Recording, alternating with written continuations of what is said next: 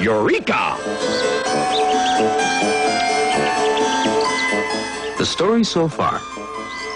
Things like to keep on doing what they're already doing. They don't like to start moving or stop moving. They are lazy.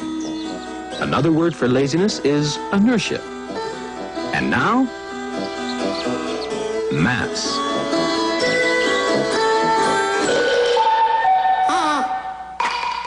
A large thing is equally difficult to move and to stop moving. Whereas a small thing is easier to move and easier to stop moving.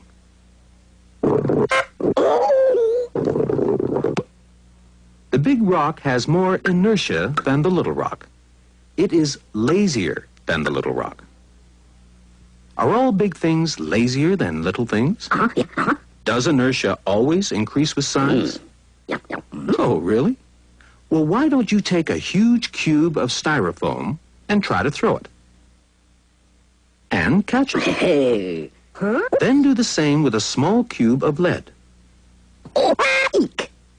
Do you still think big things are lazier than little things?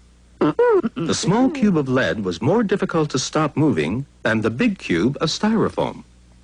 In this case, the small thing was lazier. It had more inertia than the big thing. So inertia doesn't always equal size, or volume, or bigness. In fact, when we talk about how much inertia a thing has, it isn't really a question of how big it is, but of how massive it is. A massive rock, for instance, is a rock that contains masses and masses of stuff or matter. It's not merely big, but also solid and chunky, like a massive bulldozer or a massive ball player. You don't push things like that around very easily, any more than you can stop them easily when they come charging at you. They are too massive. Because of this, scientists took the word mass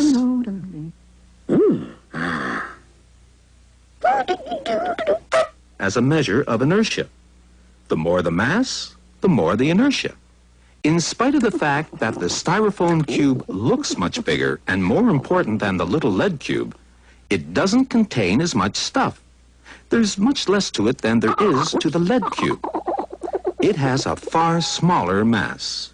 But just how much is a lot and a little when you're talking about mass? To find that out, we have to go to a place called Sèvres, near Paris in France, where a particular piece of platinum has been very carefully preserved. Scientists all over the world have agreed to call this little chunk of metal 1 kilogram, which is very convenient, because if you take a balance and put this piece of platinum on one pan and put any object you like on the other, a pebble, let's say, then if they balance exactly, you know that the pebble has a mass of exactly 1 kilogram. But what about the cube of lead? That feels as if it has a lot more mass than the 1 kilogram pebble. Well, all we do is put the cube in one pan of the balance, have a whole lot of copies of the platinum kilogram made up, pile these standard kilograms in the other pan until they balance the lead cube, and then count how many there are. 1, 2, 3, 4, 5, 6, 7, 18, 19, 20.